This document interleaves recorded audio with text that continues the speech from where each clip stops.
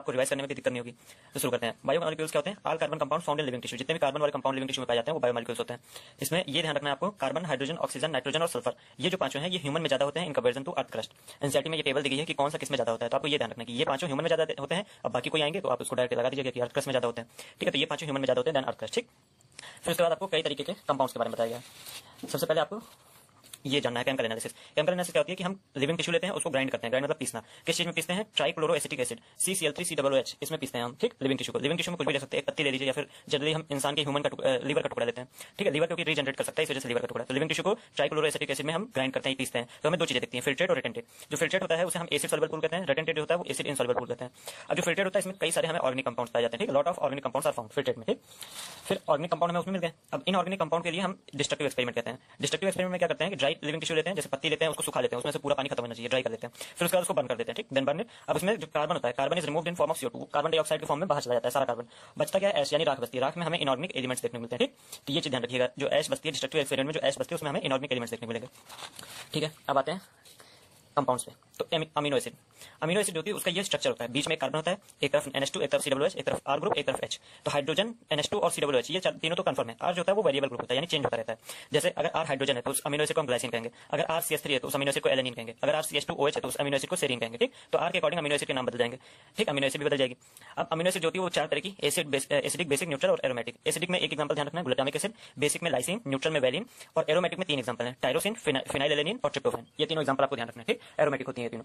अब ड्यूटेरान फॉर्म क्या होता है? जैसे कार्बन है, एक तरफ NH2 था, एक तरफ COOH था। NH2 COOH क्या करता है? हाइड्रोजन अपना दे देता है NH2 को, तो NH3 हो जाता है और यहाँ पे COO माइनस जाता है। तो जब अमीनो एसिड पे प्लस और नेगेटिव चार्ज दोनों आ जाए, यानी प्लस माइनस चार्ज दोनों आ जाए, तो उसको कहते हैं ड्यूटेरान फॉर्म।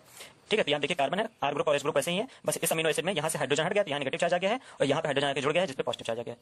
तो इसको कहते हैं ड्यूटेरान फॉर्म। ये इंपॉर्टेंट ध्यान रखिएगा, पूछा जाता है काफी ज्यादा बोर्ड्स में और नीट में दोनों। अब आते हैं लिपिड। लिपिड जो होता है एक तरह की फैटी एसिड हो सकती है या फिर ग्लिसरॉल और फैटी एसिड दोनों मिला के हो सकता है। ठीक, तो फैटी एसिड भी हो सकता है, ग्लिसरॉल और फैटी एसिड भी हो सकता है। तो जो फैटी एसिड होता है इसमें दो ग्रुप होते हैं, एक R ग्रुप होता है और एक होता है अल्काइल ग्रुप। R ग्रुप जो होता है उसमें 1 कार्बन होता है और अल्काइल ग्रुप में 1 से लेकर 19 कार्बन तक हो सकते हैं। एग्जांपल देखिए पामेटिक एसिड। पामेटिक एसिड में कितने कार्बन होते हैं? 16। एक जो होता है R ग्रुप का, 15 अल्काइल ग्रुप का। ठीक, टोटल 16 कार्बन। एराकिडोनिक एसिड में 20 कार्बन होते हैं, एक R ग्रुप में, 19 अल्काइल ग्रुप में। ठीक, ये चीज ध्यान रखिएगा। फैटी एसिड में दो ग्रुप होते हैं, एक R ग्रुप में होगा कार्बन, अल्काइल ग्रुप में 1 से लेकर 19 कार्बन तक हो सकते हैं। फिर अगर लिपिड में ग्लिसरॉल और फैटी एसिड दोनों है तो ये याद रखना है, एक ग्लिसरॉल के साथ एक फैटी एसिड होगा तो मोनोग्लिसराइड कहेंगे, एक ग्लिसरॉल के साथ दो फैटी एसिड होंगे तो डाइग्लिसराइड कहेंगे, एक ग्लिसरॉल के साथ 3 फैटी एसिड होंगे तो ट्राइग्लिसराइड कहेंगे। ये चीज ध्यान रखिएगा। ठीक, अब ये भी ध्यान रखिएगा, फास्फोरस और लिपिड के साथ अगर जुड़ जाता है तो उसको हम फास्फोलिपिड कहते हैं और एक फास्फोलिपिड का एग्जांपल है लेसिथिन। ये चीज ध्यान रखिएगा। फास्फोलिपिड कहां पाया जाता है? आपने पढ़ा था सेल वाला जो चैप्टर था पिछला महीने में था, उसमें आपने पढ़ा था जो लिपिड होता है सेल मेम्ब्रेन में वो फास्फोलिपिड होता है। ठीक, तो फास्फोरस के साथ लिपिड जब ऐड होता है तो उसको फास्फोलिपिड कहते हैं और इसका एग्जांपल है लेसिथिन। लेसिथिन एक तरह का फास्फोलिपिड है। तो ये था पहला पेज। अब हम आते हैं दूसरे पेज पे।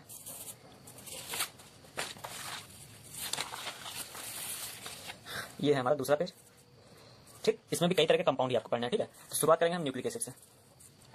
जो न्यूक्लिक एसिड होता है ये पॉलीमर होता है न्यूक्लियोटाइड का। न्यूक्लियोटाइड में तीन चीज होती है, सुगर, नाइट्रोजन बेस और फॉस्फेट। जो सुगर और नाइट्रोजन बेस होता है इन दोनों को मिला के न्यूक्लियोसाइड कहते हैं। ठीक, और अगर तीनों को मिला दिया जाए यानी कि न्यूक्लियोसाइड और फॉस्फेट दोनों को मिला दिया जाए तो न्यूक्लियोटाइड बन जाएगा।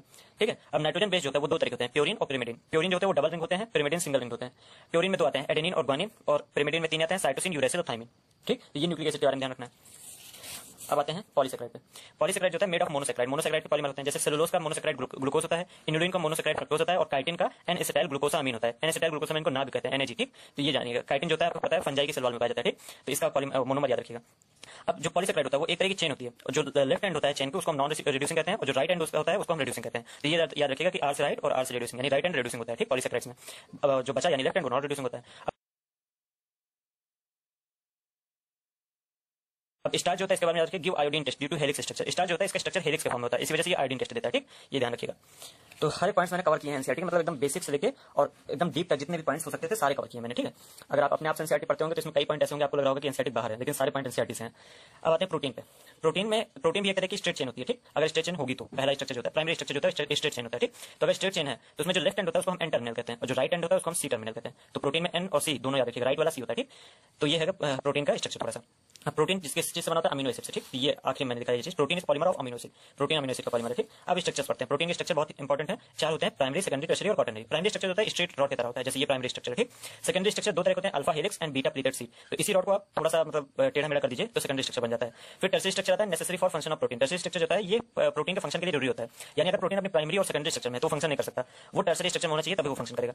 फिर आते हैं quaternary structure. Quaternary structure made by arranging tertiary structure. Tertiary structure को एक के साथ एक अरेंज कर दिया जाता है तो क्वाटरनरी स्ट्रक्चर बन जाते हैं। ठीक, तो ये रहा प्रोटीन का स्ट्रक्चर वाला पार्ट। ठीक, इसको आप ध्यान रखिएगा। अब थोड़ा सा क्लासिफिकेशन देखते हैं प्रोटीन का। प्रोटीन दो तरह के होते हैं, एसेंशियल और नॉन एसेंशियल। एसेंशियल जो होते हैं फूड के थ्रू लिए जाते हैं, टेकन थ्रू फूड, ठीक। नॉन एसेंशियल जो होते हैं वो बॉडी में हमारे बनाए जाते हैं, हमारे बॉडी में बनाए जाते हैं, इसी वजह से इनकी जरूरत नहीं होती है, तो बाहर से लेने की मतलब बाहर से लेने की जरूरत नहीं होती है, तो इसी वजह से हम इनको नॉन एसेंशियल कहते हैं। तो एसेंशियल वाले हम खाने के थ्रू लेते हैं, नॉन एसेंशियल वाले हमारे बॉडी में बनते हैं, ठीक। अब एक प्रोटीन है ग्लूट4, इसको नीट में पूछा गया था इसलिए मैंने रख लिया है, और एनसीईआरटी में है भी।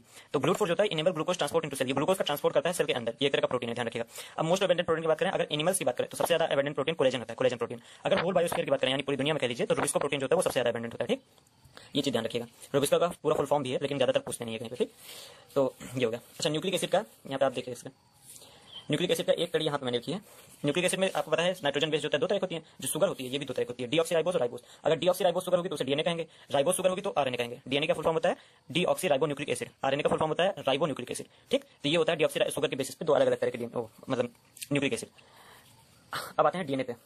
डीएनए के बारे में हमें दिया गया है, जो डीएनए की चीजें दी गई मतलब एनसीईआरटी में जितनी भी चीजें डीएनए बताई गई हैं वो बी डीएनए की बताई गई हैं। एनसीईआरटी ने ये चीज लिखा है कि डीएनए कई तरह के होते हैं, यहाँ पे जो डीएनए बताया गया है वो बी डीएनए। तो ये याद रखिएगा, जो हम डीएनए पढ़ते हैं वो बी डीएनए होता है, ठीक। ए डीएनए भी होता है, सी डीएनए भी होता है, जेड डीएनए भी होता है, लेकिन हमें बी डीएनए पढ़ना है, ठीक। तो बी डीएनए होता है हेलिक्स, डबल हेलिक्स का मॉडल होता है, जो कि double helix model given by Watson and Crick के तरह दिया गया था, ठीक। डबल हेलिक्स मॉडल होता है। डीएनए फुल फॉर्म क्या होता है डीऑक्सीराइबोन्यूक्लिक एसिड। अब यहाँ से लेके यहाँ तक का जो डिस्टेंस होती है, अगर आप इसमें देखेंगे तो टोटल 10 बेस पेयर पाए जाएंगे, 1 2 3 4 5 6 7 8 9 10, ठीक। तो 10 बेस पेयर पर टर्न, एक टर्न पे 10 बेस पेयर पाए जाते हैं। राइज पर बेस पेयर यानी दो बेस पेयर के बीच में कितना डिस्टेंस होता है, तो 3.4 एंगस्ट्रॉम होता है। तीसरी चीज पिच, पिच क्या होती है, यहाँ से लेके यहाँ तक की डिस्टेंस, पिच जो होती है 34 एंगस्ट्रॉम होती है, क्योंकि 10 बेस पेयर होते हैं, 3.4 इंटू 10 करेंगे तो 34 एंगस्ट्रॉम आ जाएगा, ठीक है। तो ये डेटा जो है ये राइज पर बेस पेयर और पिच की बहुत पूछा जाता है नीट में, नीट के लिए खास कर याद रखिएगा। अब डीएनए में ये जो अंदर की ओर है ये सब बेस है, ठीक। और ये जो लाइन है इसको हम बैकबोन कहते हैं, और ये बैकबोन शुगर और फॉस्फेट से मिलकर बनी होती है। तो डीएनए की बैकबोन किससे मिलकर बनी होती है, शुगर फॉस्फेट से, याद रखिएगा। आखिरी पॉइंट है डीएनए का डबल हेलिक्स मॉडल, जो कि वाटसन एंड क्रिक ने दिया था, ठीक। तो ये चीजें आपको याद रखनी है डीएनए के बारे में। तो हम अगले पेज पे आते हैं, लगभग 3.5 पेज का है माइंड मैप पूरा। इसमें मेटाबोलाइट्स के बारे में और मेटाबॉलिक पाथवे के बारे में पढ़ेंगे हम। तो जो मेटाबोलाइट्स होते हैं ये दो तरह के, प्राइमरी और सेकेंडरी। प्राइमरी वाले जो होते हैं उनका फंक्शन हमें पता होता है, primary metabolites function in is known in host, host मतलब जो पैदा कर रहा है, ठीक है। जैसे अमीनो एसिड जो बना रहा है, जैसे हम अमीनो एसिड बना रहे हैं तो हमें पता है कि हमारे अंदर क्या फंक्शन है अमीनो एसिड का, अमीनो एसिड से प्रोटीन बनेगी। या फिर हम शुगर बना रहे हैं तो क्या फंक्शन है शुगर का, शुगर से हमें एनर्जी मिलती है, ग्लूकोज मिलता है, ठीक। तो प्राइमरी के फंक्शन में पता होता है, लेकिन जो सेकेंडरी होता है उसका फंक्शन होस्ट में नहीं पता होता, function in host is unknown. Host मतलब जो बना रहा है, जैसे पेड़ जो होता है रबर क्यों बनाता है हमें नहीं पता, एसेंशियल ऑयल क्यों बनाता है ये हमें नहीं पता। जैसे हमारे लिए तो ये रबर हमें पता है, रबर से हम कई चीजें बना सकते हैं, हमारे लिए तो इंपॉर्टेंट है, लेकिन पेड़ के लिए क्यों ये जरूरी है ये हमें नहीं पता। तो सेकेंडरी मेटाबोलाइट्स होते हैं उनका फंक्शन होस्ट में नहीं पता, यानी जो बनाता है उसके अंदर हमें नहीं पता होता है, ठीक। अब मेटाबॉलिक पाथवे दो तरह के होते हैं, कैटाबॉलिक पाथवे और एनाबॉलिक पाथवे। कैटाबॉलिक पाथवे में कोई चीज बनती है वो सॉरी टूटती है, जैसे कॉम्प्लेक्स से सिंपल होती है। जैसे हम खाना खाते हैं तो वो एक रोटी होती है, उसको कार्बोहाइड्रेट में बदला जाता है, फिर मतलब सिंपल शुगर्स में चेंज किया जाता है। तो कॉम्प्लेक्स से सिंपल चीजें बनती हैं, ठीक, कैटाबॉलिक पाथवे में। इससे रिलीज एनर्जी, इससे एनर्जी मिलती है, ठीक। एनाबॉलिक पाथवे में हमें सिंपल से कॉम्प्लेक्स चीजें बनाती है और इसमें एनर्जी यूज होती है, ठीक। तो यहाँ से एनर्जी निकलती है और इसमें यूज होती है, ये दोनों पाथवे होते हैं। अब आते हैं यहाँ बायोमोलिक्यूल्स। बायोमोलिक्यूल्स का तो क्लासिफिकेशन है, बायो माइक्रोमोलिक्यूल्स और बायो मैक्रोमोलिक्यूल्स। आप ये भी कह सकते हैं सिर्फ बायो हटा सकते हैं दोनों में से, सिर्फ माइक्रोमोलिक्यूल और सिर्फ मैक्रोमोलिक्यूल्स भी आप कह सकते हैं, ठीक।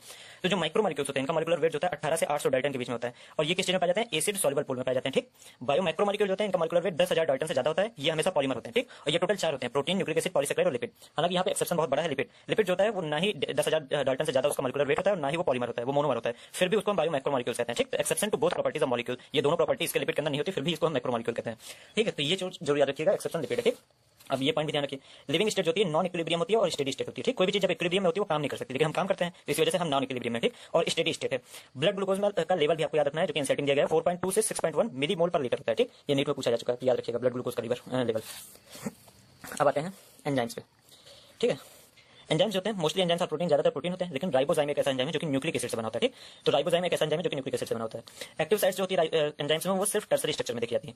अब एंजाइम्स जो होते हैं वो बहुत ज्यादा हाई टेंपरेचर पे काम नहीं कर सकते, तो gate damage at high temperature more than 40 degree Celsius, 40 degree Celsius से ज्यादा टेंपरेचर जो होता है उस पर डैमेज हो जाते हैं, ठीक। Enzyme some enzymes are thermally stable, हालांकि कुछ एंजाइम थर्मली स्टेबल होते हैं, जैसे कि टैक पॉलीमरेज। टैक पॉलीमरेज जो होता है वो can work at 70 to 80 degree Celsius, 70 से 80 डिग्री सेल्सियस पे भी काम कर सकता है, ठीक है। तो ये चीज एंजाइम के बारे में ध्यान रखिएगा।